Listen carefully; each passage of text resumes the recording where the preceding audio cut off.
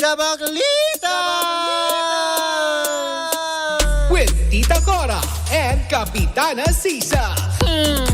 Same, pero iba. We are number 106.7 Energy FM. Panggawag mo sabihin radyo. Sabihin mo. Yan. At syempre sa mga bukas pa rin ng kanilang mga radyo, ako po si Kapitana Sisa. At saka bubukas lamang ng kanilang mga radyo. Ako pong yung Tita Cora. At ito pa rin ang Baklita sa Woo Woo Woo! Hello pa rin po sa inyong lahat. Syempre sa mga naghahanap buhay ngayon, mga pampublikong sasakyan na sa mga, ayan, sa palengke, lalong-lalo na yung mga taga Las Piñas City dyan sa may Zapote Road. Hello po sa inyong lahat. Isang magandang umaga. Good morning! Syempre mga taga Cruz Taligas, hello rin po sa inyong lahat, Quezon City. Hi! Oo, maribatiin ko lamang ito. Sige, Gora. Nawawala yung pabati. Ay, talaga ba? Ayan, si Ate Joy Joy ng Ireland. Ayan, nanonood sa atin ngayon. Santoroy.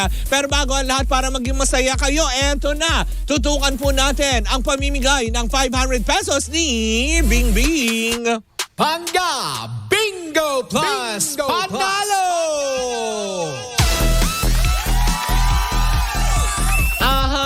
Ayan. At syempre, ang ating Pangga Bingo Plus Panalo na ito, ihatid sa atin ang Bingo Plus, Bingo sa Saya, Plus sa Panalo. O, diba na nakakaloka? Habang iniikot-ikot ko ang cage-free na itlog. Ang cage-free na itlog. May white man o brown na itlog. May Hindi, bola po ito. Oo. Puti lang. Ang bolang maghahatid sa inyo. Maghahatid sa inyo ng swerte. Ng swerte. Ayan. Para sa halagang 500 pesos kung ikaw yung nakikinig sa inyong mga radyo. At syempre sa mga nanonood via our Facebook Live, another 500 pesos sakaling mahulaan mo ang numero para sa programang Baklitas. Ang numero lumabas para sa araw na ito ay 37. Ang numerong lumabas ngayong araw na ito ay 37. Antayin lamang ang hudyat ni Kuya Chico mamaya sa kanyang programa kung saan pa iikutin niya ang ruleta na nandun ang aming mga pagmumukha. Kung sakali. Tapos makikita mo yung mukha ng Baklitas gumagano. Sakaling mata-mata ang ruleta sa programang Baklitas, kailangan mo masambit ang numero 37. At sumayin nyo na naman ang ating Pangga Bingo Plus Panalo na hatid sa atin ang Bingo Plus, Bingo sa Saya, Plus sa Panalo. Bye, Bing Bing! Bye! Ay, Mare! Oh! Ay! Yeah! Ay, batiin ko lang ulit si Konsehala Miela Agustina. Hi, Konsehal Miel. Oo, si Doc Ome ng Ay, oo. Pinagtatanggol ka niya doon sa mga bashers mo. Oo nga. Alam mo, Mare, hindi ko maintindihan. Hanggang ngayon ay may mga tao pa rin na Tapos hindi. sa panood ko na yun, yung nagtanong, sino ka nga? Oo, Diba? ang sabi sa amin, Ang taray mo dyan. hindi, may tanong, 'di ba? May tanong kasi, sino ba kayong mga parang sino ba kayong Sino mga ba kayo? Yun. Oo, sino ba kayo para respetuhin daw ang mga talaga? ang mga miyembro ng LGBTQIA? Well, masasabi ko naman din sa'yo, anak ako ng Diyos. O ano ka? Ikaw, kanino kang anak? Ako, taxpayer ako. Oh. Na pinapakinabangan na yung aking buhis ng lahat. Buwis, oo. Buwis ng ating mga kababayang Pilipino. correct. Diba? Oo. Ayun lang. Yan yung mga buwis na binabayad namin. Yan yung mga pinagpapagawan, tinutungkab-tungkab yung mga kalye. Kalsada. Oh. Kung bakit nagkaka-traffic rin sa may pandakan. Kaya nga. Parang minsan sabi, yung buwis ko, inabala ako. Charot lang. Oo, kayo para naman. lusot. Bakla. Bakla, red lipstick, tapos hindi naka-foundation. Oo. Siseryosohin. Correct, diba? But anyways, ako dito ako excited sa chika mo. Ay, naku, Mare, kasi Then nga. tungkol ito sa ina. Oo. Sa ina. Ina natin na lang. Oo. Baka madulas tayo ng mayan. Kasi di ba ang dami niyang ginawang pelikula, si Miss Oo, Ai, correct, ang diba? tanging ina niyong lahat, Oo. ang tanging ina. Ano Oo. pa ba yung mga ginawa niya? Ang tanging ina mo? Oo. Ayun. O, di ba yung mga movie na yon? Enteng ng ina mo. Enteng ng ina mo. Oo. Ayun. Yun, diba? Ngayon, Mare, sa ginanap na press ko ng Star Magic para sa latest na show nitong si Melay, kung saan itinatampok dito ang mga kababayan natin sa Kabisayaan, yung mga influencer, artista, na alam mo na, yung nasa mga sumikat na Ganda ni Melay dyan, Oo. galing ng Kabisayaan. Oo. Mare, natanong itong si Melay kung Oo. papayag ba ito, Mare, Na gumanapa bilang Ina Montisilio. Oh, Ayan, sa pelikulang Ang Tanging Ina. Oo. Pero Mare, ang sagot niya, Oo. ayaw niya daw. Bakit? Ayaw niya daw kung hindi ang title ay Ang Kuwan ng Ina. Kasi, di ba din siya? Ang Din siya kuwan. sumikat. Oo. Sa Kuwan ng Ina. Oo. Di ba ang kuwan sa Bisaya is ano ng ina? Oo. Yun. Sa kuwan. bagay maganda nga naman. Kuwan. Oo. Oo. Pero Mare, may mga tumaas ang kilay. Lalo Bakit hindi na. na gawing kifi? Bakit? Walang masama sa kifi. Oo, Hello Kitty. mga ganon. Kifi Kitty, ganon. Best for Becky. Kifi Kitty for Becky. Tama, diba? Hirap. Hirap itawid. Kifi for Becky.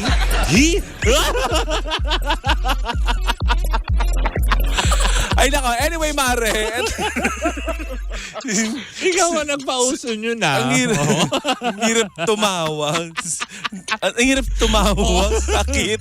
Oo. Anyway, yun na nga Mare, may mga tagahanga itong si Miss Ai na tumaas ang kilay na natatanong nga itong mga mga ganito kay Miss Melay Cantiveros. Oo. Kasi nga kung noong nakaraan Mare, matatandaan natin na nagkaroon nga ng issue itong si Di ba may hanas siya? itong sa si Miss Star Ai Cinema? tungkol sa Star Cinema matapos daw nilang ipabura ang unang napabalita Oo. na siya ay interesadong gumawa na di umano ng pelikula na ang title ulit tama. ay Tanging Ina.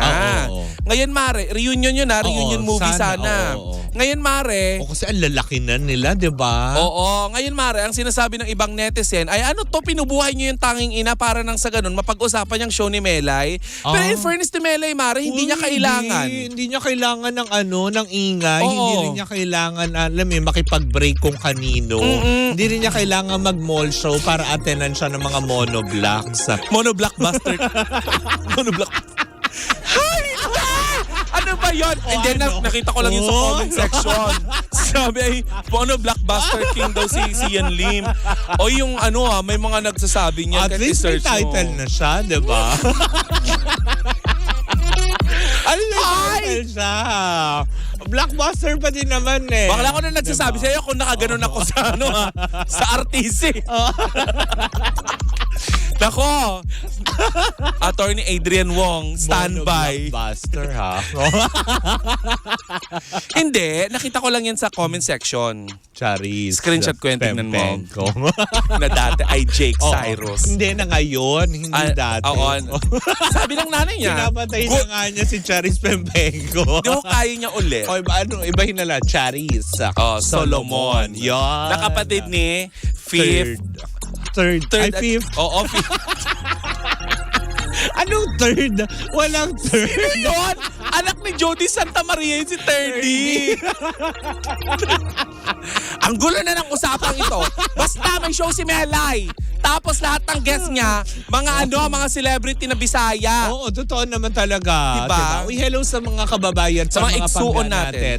na mga Bisaya, di ba? Oo. Lalong-lalo na sa mga nanonood sa atin sa parting Mindanao. Oo. Hello po sa inyong lahat. Siyempre sa mga kabisayaan dyan sa Visayas. Hello po. At siyempre all over the Luzon. Oh. Yes. Maraming salamat po sa inyong patuloy na pagsuporta. Tama. Ang dami nating taga-suporta na taga-Kabisayaan. Oo, di ba? Actually, Luzon, Visayas, and Mindanao. Not only in the Philippines, but the whole world. Hoy, minsan pa nga, alam mo, Oo. sila pa yung mga generous. Diba? Di ba nung nakaraan, nakatanggap tayo ng peanut kisses galing ng Oo, Bohol? diba? Thank you Nakakaloka. so much. To think na napapakinggan lang tayo on air, Metro and Mega Manila. Correct, diba? Pero napapanood tayo all over the world. Online via TikTok and a YouTube channel yan. Yes. Mga team replays. Maraming salamat. O tapos, Ayun na nga, Mare. Itong si Melay naman, dead man naman sa mga issue. alam mo naman si Mela, hindi Oo. ba? Alam mo, walang toxicity kay Melay. Actually, Truth. lahat ng sasabihin niya, kahit hindi pa siya nagsasalita, Matatawa ka na. matatawa ka na. Di ba yung mga ganong aspeto? Tsaka isa pa, di ba, dun sa mga fans naman ni Ai, wag po tayong masyadong ma-offend kasi kung magamalay mo naman, di ba, mabigyan din naman ng justice. And Melay deserves a chance na mapansin din sa larangan ng komedya, lalo pat ito talaga yung kanyang tinahak na gustong tahaking landa sa showbiz, di ba? Ang dami nga issue kay Melay Kesyo, Correct. binabato sa kanya yung pagsasama nila ni Jason. O yun yung naman, mga asawa ganun. niya yun. Hindi Diba? kasi nga di ba Mare, no nakaraan marami silang issue na di umano ay parang pinapalayas niya itong si Jason, naghiwalay sila, di nakikita sa picture, mga Oo. ganun. Pero lahat ng yun, Mare, nalampasan nila. Correct, diba? Tsaka napakasim. Ang kinaganda ko kay Melay, alam naman natin, diba, kumikita na siya ng bongga talaga ngayon. Pero tignan mo yung, the way na, alam mo yun, ano ko niya, yung mga sa anak niya, kung ituro niya, yung value, Oo. yung pinaghihirapang pera. Tsaka hindi niya ini-spoil, diba? Na nakikita talaga natin na very simple pa din. Kung sino si Melay noon, siya pa din talaga ngayon. At walang pinagbago, diba? At ang bibibo ng mga anak Correct, niya. diba? Tsaka isa pa, diba? Come to think of it, wala namang parang kinasangkutan na kung anong issue si Melay. Ay, kailangan diba? pa mag-cam bago to think of it. Oo, yes, syempre, diba? You come to think Oh, of it. alam nga naman, come to think of it, come. Ganon. Ang pangit doon. Diba? Alam nga sabihin mo, come to think of it, come. Ganon. Diba? Syempre, doon mauuna. To think of it, Oh. come. Hoy, baka mamaya Oh. nakikinig sa ating mga English Hindi, Nazi. to think of it, you can come here in our station to watch us live. Oh, taray. Yun yung ibig ko sabihin. Jinglesera. Siyempre, of course, naka-process na yung application ko for US visa. Wow. Antayin na lang natin kung ma-approve, hindi. Lumaki. Pag hindi na-approve, goodbye. Yung Taray. bayad yung registration fee. Ang mahal, Taray ng baklang laki sa Wakwak Golf and Country Club, no? Naman, ganyan talaga kapag nagtitinda ka dati ng bottled water sa labas. Sa labas? Bakit? Proud ako. Anyway, Tumeray, congratulations sa bagong show, Mare. Correct, diba? Kung sakali man sa kanya mapunta doon, I don't see anything wrong with that. And I at don't all. see anything pressure right now. Don't be pressured, diba? Kung talaga nga naman na gustong ibigay na para sa mga younger generations ang mga roles na dating pinasikat na mga veteranang actress na kinikilala naman sa mundo ng showbiz, and so be it, bigay natin ng Oo. chance. Ano ba pwedeng title bukod sa ang tanging, ang kuan ng ina? The Ano pa? Merlats, gan.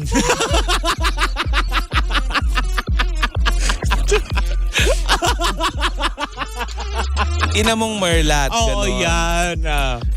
Merlat ng ina mo. O, yan.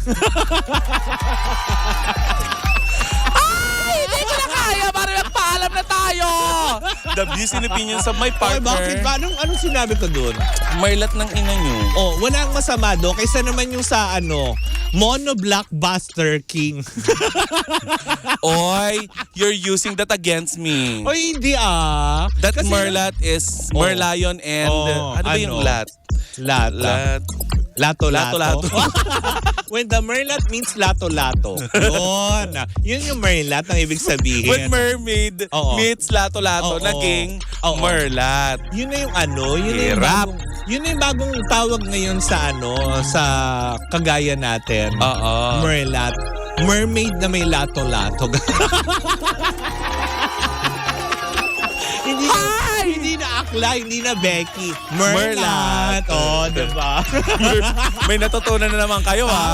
Oh, may Bagong bago. code na natin yan, diba? Kung ang LGBTQIA+ dumadami, dapat yung Dapat mga may codes M. natin, may iba din, magkaroon na ng M. doon. LGBTQIA plus M. Oh. Community. Merlat. Merlat. Tandaan niya na ang mermaid na may lato-lato.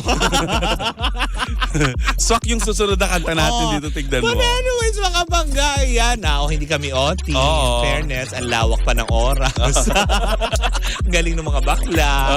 Anyways, bukas pa magkarinig ka, magkapanooran na naman tayo mga pangga para sa isang matigabong tsikahan na daladala ng dalawang bakla. True. Muli po ako po si Kapitana Sisa. Ako naman yung Tita Cora. At kami pa rin ang Same, Baklitas. Ano yun? Kami pa rin Oo. muna, Baklitas muna. At kami pa rin ang Baklitas. Woo, woo, woo! And we are still Same, pero iba. Tuloy-tuloy pa rin po ang ating tugtugan. Siyempre, dito po lamang yan sa number 106.7 Energy FM. Pag wag mo sabihing radyo. Sabihin mo,